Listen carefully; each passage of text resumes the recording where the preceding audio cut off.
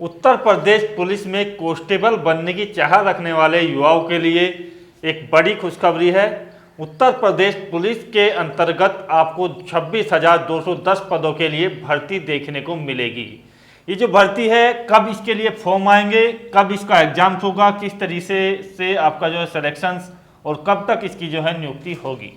साथ ही साथ आयु सीमा का जो विवाद है उसको लेकर के आपको जानकारी दी जाएगी कि आखिरकार एज लिमिट में आपको कितनी छूट मिल सकती है और कब से आपकी एज की काउंटिंग होगी। सिलेक्शन प्रोसेस इसमें क्या रहता है, कौन कौन से चरण से आपको गुजरना होता है, कहाँ ज़्यादा फोकस करना हो रहा है, कौन से टॉपिक से कितने क्वेश्चन किन सब्जेक्ट से आते हैं। तो पूरी की पूरी जानकारी इस वीडियो के माध्यम से आपको देने का प्रयास किया जाएगा। यदि कोई डाउट बढ़ता है तो आप जो है कमेंट्स में बताइएगा। आप सभी लोग जो है सहयोग करें और अपनी राय जो है हमारे कमेंट्स बॉक्स में जरूर दिया करें। तो यहाँ से सबसे पहले बात करते हैं आपके लिए ऑनलाइन फॉर्म की। तो देखिएगा, न्यूज़पेपर्स के द्वारा भी जानकारी कलेक्ट हुई है और भर्ती और प्रोन्नति बोर्ड पुलिस के लिए जो बनाया गया है लखनऊ में, वहाँ से भी जानकारी कलेक्ट करने का प्रयास किया गया है। तो उन्होंने भी ये जानकारी दी है कि आपकी जो भर्ती है वो मई 2022 में इसके लिए जो है ऑनलाइन आवेदन आपके शुरू हो जाएंगे। आवेदन जो है मई 2022 में आपके शुरू होंगे और उसमें जो पद हैं वो 26,000 से अधिक पद आपको देखने को मिलेंगे। अब ये जो पद हैं इसमें आपकी जो है मुख्य रूप से जो पद होते हैं वो आपका जो होता है वो होता है सिविल पुलिस का, और सिविल पुलिस के अलावा जो पद होते हैं वो होते हैं आपके जो आपकी प्लाटून कमांडर, इस तरीके के जो होते हैं जिनको आप बोल सकते हैं कि पीएससी, जिसको पीएससी के नाम से जाना जाता है। तो ये जो है ये दो प्रकार के पद होते हैं। अब ये जो पीएससी है इसमें क्या है कि इसमें केवल जो है केवल और केवल पुरुष कैंडिडेट को ही लिया जाता है। बाकी सिविल पुलिस जो है इसमें आपकी जो है पुरुष और महिला दोनों प्रकार के कैंडिडेट्स इसमें शामिल रहते हैं। तो महिलाओं के लिए जो है सिविल पुलिस में ही ऑप्शंस आपको मिलता है, बाकी पुरुषों के लिए आपका जो है पीएससी का ऑप्शंस भी रहता है। लेकिन इसका ये कतई मतलब नहीं है कि महिलाओं की जो कट ऑफ है वो पुरुष से ऊपर जाती है। वो भी मैं आपको बताऊंगा कि पिछली भर्तियों में किस तरीके से कैसी कट ऑफ आपकी रही थी और कौन कौन सी कितने अंकों पर जो है किस कैटेगरी में सिलेक्शन हुआ था। तो यहाँ जैसा कि मैंने आपको बता दिया है, अब इसमें जो है यहाँ पर जो कोटा रहता है तो देखिएगा वो इस तरीके से डिवाइड रहता है कि 80% जो कोटा है वो पुरुषों का रहता है, 20% जो कोटा है वो महिलाओं का रहता है।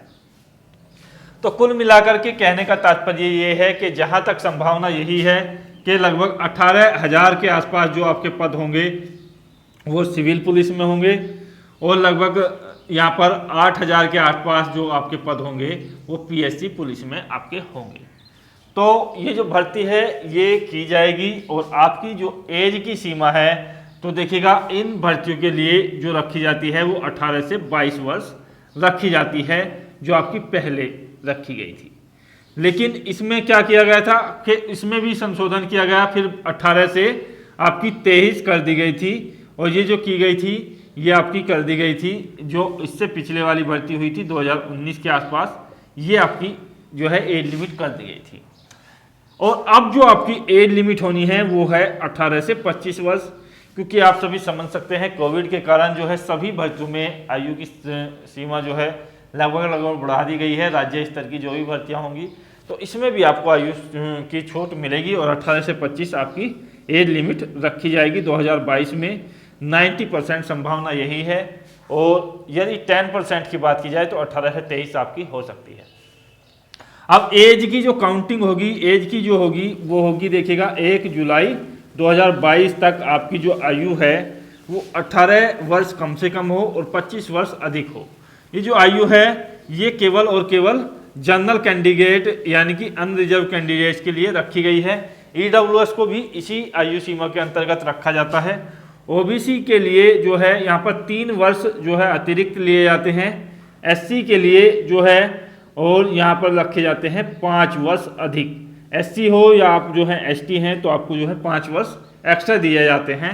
अर्थात यदि आपकी जो सामान्य वर्ग की उम्र 25 वर्ष है तो एससी में आपको 30 वर्ष तक लिया जाएगा, ओबीसी में 28 वर्ष तक लिया जाएगा। इसी तरीके से महिलाओं के लिए जो होती है, महिलाओं के लिए भी वही छूट होती है, लगभग SC वाली ही। तो इनको भी जो है 18 से 30 वर्ष तक आपकी जो है लिया जाता है। कम से कम 18 हो 1 जुलाई 2022 को, और ज़्यादा से ज़्यादा आपकी 30 वर्ष हो। योग्यता आप सभी लोगों को पता ही होगी कि 12th पास इसमें आपको चाहिए होगा। 12वीं पास कैंडिडेट्स इसमें आवेदन कर सकते हैं। एग्जाम्स की यदि बात की जाए तो देखिएगा, एग्जाम्स जो है आपका यहाँ पर जुलाई माह में होगा। जुलाई माह में आपका जो है एग्जाम्स होगा। जुलाई 2022 में आपका जो है परीक्षा होगी, लिखित परीक्षा, और लिखित परीक्षा में सफल अभ्यर्थियों को जो है फिर जो है रिजल्ट घोषित किया जाएगा अगस्त में, और आपकी जो है सितंबर माह में आपकी जो है फिजिकल होगा। इसमें क्या है कि आपकी जो मापतोल है वो होगी, और आपकी जो है रनिंग होती है। ज़्यादा बड़ा फिजिकल इसका नहीं होता है, केवल रनिंग और इसमें मापतोल ही आपकी रखी जाती है, डॉक्यूमेंट्स वेरिफिकेशन होता है। तो ये सब चीज़ें आपकी होती हैं।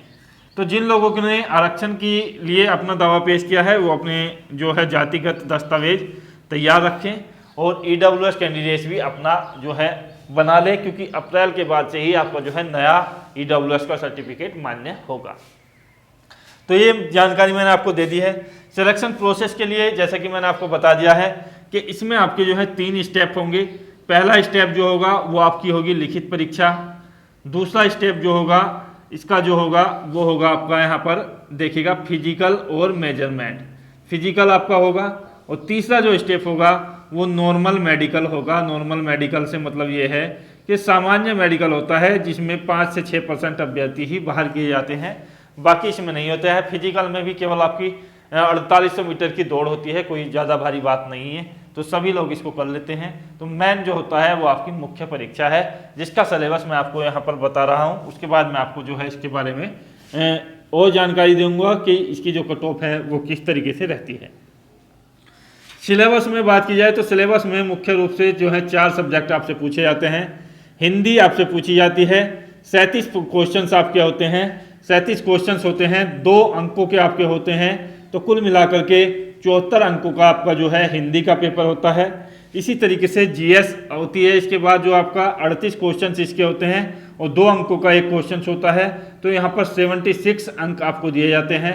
इसी तरीके से आपका जो है मैथ वाला पार्ट होता है। मैथ प्लस इसमें क्या होती है, रीजनिंग आपकी होती है। तो मैथ और रीजनिंग दोनों को मिक्स करके आपसे 38 क्वेश्चन पूछे जाएंगे, और प्रत्येक क्वेश्चन 2 अंकों का होगा, तो 76 अंक यहाँ से मिलेंगे।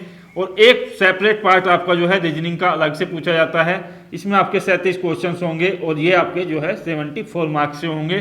कुल मिलाकर के आपसे जो क्वेश्चन पूछे जाएंगे वो देखिएगा 150 क्वेश्चन आपसे पूछे जाएंगे, और 150 क्वेश्चंस आपके जो हैं 300 अंकों के आपके होंगे। ये 300 अंकों के जो क्वेश्चंस होंगे, अब इसमें क्या किया गया है कि पहले जो ये पेपर आपका होता था उसमें नेगेटिव मार्किंग नहीं होती थी, लेकिन जो 2019 से नई भर्ती से जो है अब इसमें क्या है नेगेटिव मार्किंग भी अप्लाई रहती है। तो नेगेटिव मार्किंग काटने के बाद आपकी जो कट ऑफ है वो कितनी होनी चाहिए, तो उसके बारे में मैं आपको थोड़ा सा जानकारी दे दूं। क्योंकि यहाँ जब ये कट ऑफ बनी थी अंतिम बार आपकी, तो तब तक जो है ये तीसरी भर्ती आपकी चल रही थी, तो कट ऑफ काफ़ी कम गई थी। इसमें क्या था कि अनरिजर्व कैंडिडेट्स के लिए 180 प्लस स्कोर पर आपका सिलेक्शन हो गया था। OBC कैंडिडेट्स के लिए 172 प्लस पर आपका सिलेक्शन हो गया था। SC और ST कैंडिडेट्स के लिए 160 के आसपास आपका सिलेक्शन हो गया था, 159 के आसपास। तो यहाँ पर जो है महिलाओं के लिए भी आपकी जो है लगभग SC वाली ही आपकी कट ऑफ गई थी, 159 के आसपास आपका सिलेक्शन हुआ था। तो अब जो है इसमें ये वाली कट ऑफ तो आपको देखने को नहीं मिलेगी, क्योंकि काफ़ी ज़्यादा गैप हो चुका है। लगभग 4 साल आपके होने को हैं, नए कैंडिडेट्स भी होंगे। आवेदन की संख्या जो है पहले के मुकाबले लगभग डबल मानी जा रही है। 25 लाख के आसपास कैंडिडेट्स इसमें आपको देखने को मिलेंगे। तो ये जो कट ऑफ है इसमें आप जो है कम से कम जो है 30 से 35 अंक का जो आप जो है इसमें बढ़ोतरी मान करके चलिएगा कि 30 से 35 अंक आपको जो है प्लस करने होंगे, तब जा करके आपका सिलेक्शन हो पाएगा। आशा करता हूँ वीडियो बेहतर लगा होगा। जय हिंद, धन्यवाद, जय भारत।